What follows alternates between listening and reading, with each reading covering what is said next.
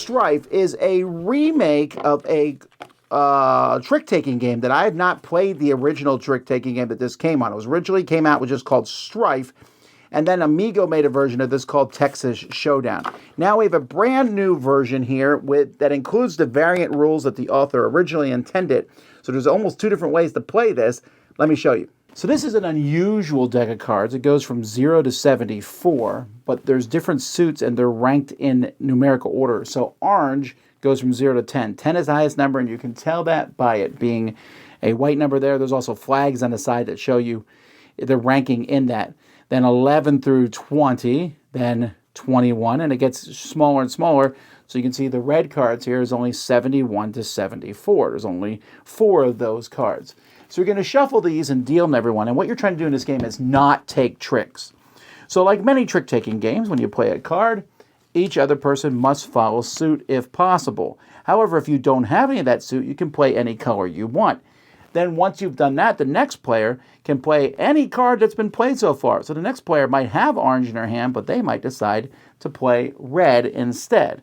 And then the last player can decide that they'll play an orange. Now, the way that this trick is won is you count the number of cards of each color. There's 3 orange and 2 red. So orange matters. Who played the highest card of that color?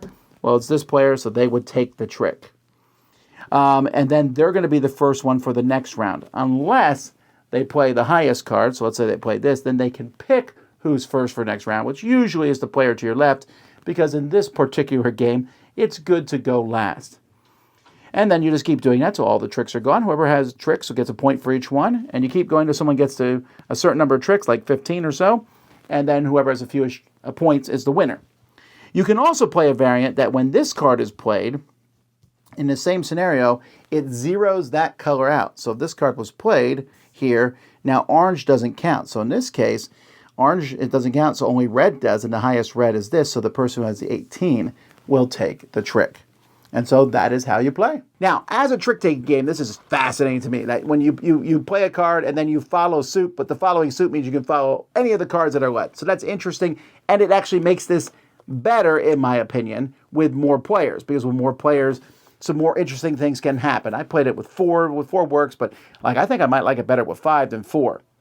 Now, the question is, are the variant rules where the one card cancels the other better? I think they are slightly. I find it to be like a fascinating, like, see what happened.